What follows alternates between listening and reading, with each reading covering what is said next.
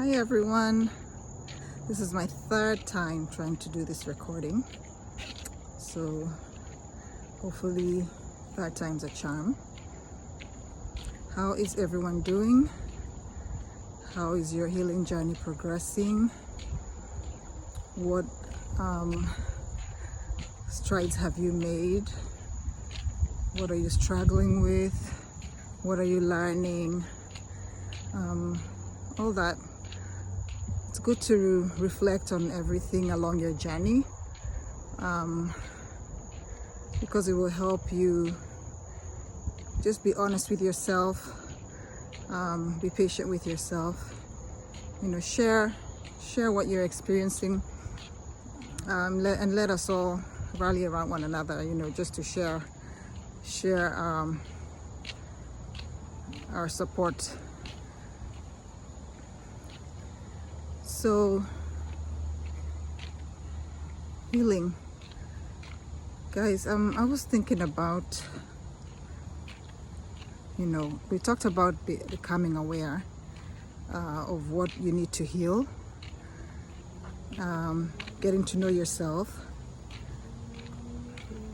because obviously you can't begin to heal from something before you know what it is that you need to heal from. So for me, I can talk about healing from narcissistic abuse, and the awareness stage is it's very shocking. It's very disruptive to your reality. It's difficult to accept,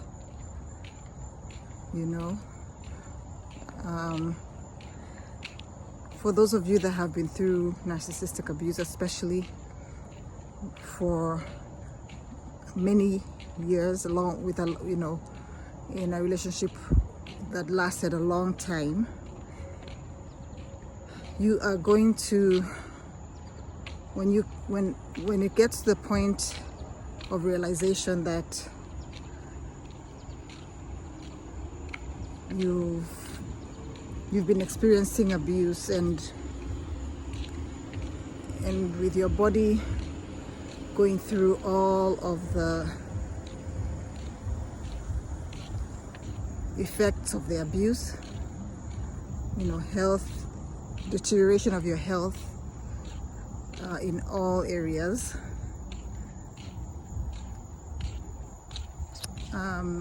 your emotions, it's going to really shake you, and it's a very difficult thing to go through.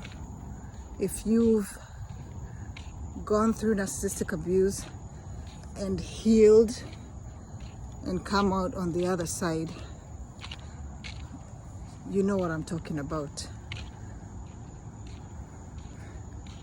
because you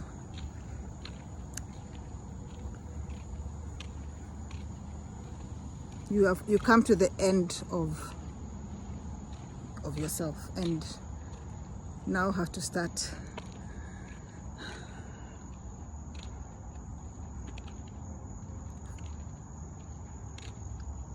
accepting things that you will struggle to accept.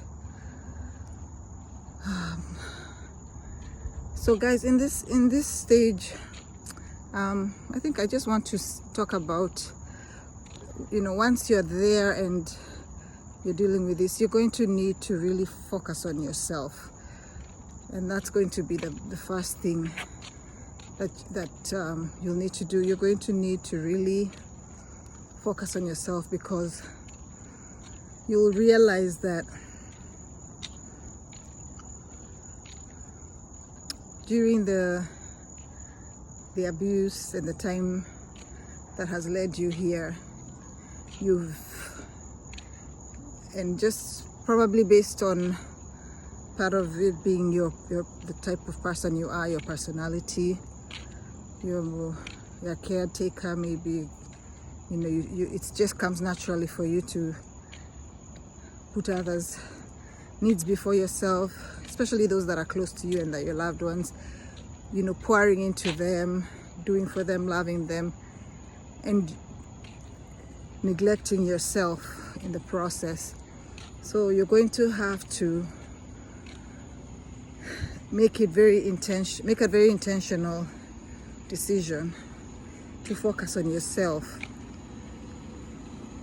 And with this focusing on yourself, it's going to require self-care, a lot of self-care. Make sure that you are getting help if you need help when it comes to a therapist. If you have access to therapy, please get some therapy, get some help. It's going to really help you, because you will have an outlet to share what you're going through, to have a sounding board, someone to help you sort through what you're feeling, what you're going through, someone to give you a different perspective, because you're going to be struggling with a lot of things. You'll be struggling with guilt, because you probably had to end a relationship that you never thought you would be ending. You would be struggling with self-doubt,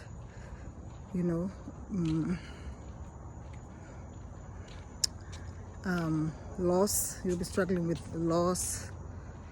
But there'll be a lot of things that you'll be struggling with that you will need to get some help from therapy. If you don't have access to therapy, you can journal, write down what you're experiencing, write down your thoughts.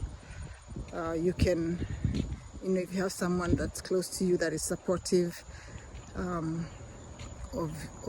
you, even if they don't understand what is going through, but they are able to be there to listen, to validate you, but focus on your self-care. Get enough sleep. It might be difficult because your stress levels will be very high, but as much as you can, get your rest. Make sure that you're eating well. You're getting some time on your own to reflect, to meditate, to pray, and because especially if you're a caretaker and if you're a parent and you have children, dependent children that you need to take care of, it's going to be very important that you take care of yourself, because you will need to be able to take care of your children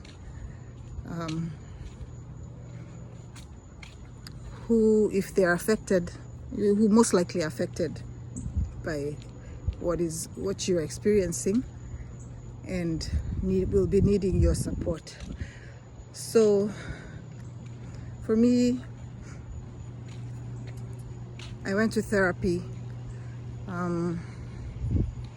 I began therapy before even the end of the relationship, while I was still in the relationship, because I had already gotten my awareness, and I really needed someone to talk to. I really needed I needed the help to gain a better understanding, to help me with all the things that I've just mentioned here that you may struggle with, the guilt, the self-doubt, the self-blame, the confusion. There's a lot of chaos going on. So I did go to therapy, and it was extremely helpful, because it opened my eyes to a different perspective, and to be able to see things that I wasn't able to see before, you know, to understand what I had been experiencing, and then to slowly understand how the conditions that led to me not being able to quite grasp it while I was going through it. Because, you know, when you're in it, it's very difficult to see. It's just like they say, you know, when you're you can't tell the tree from the forest when you're in there, but you need to be out so you can have a better view of everything. So self-care, please prioritize yourself.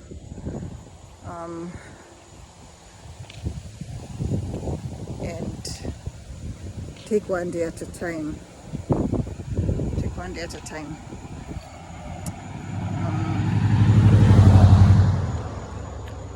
Yeah. Guys, again, share your experience, leave a comment, and like and share and subscribe. Wishing you love and light in your healing journey, and see you on the next one. Bye bye.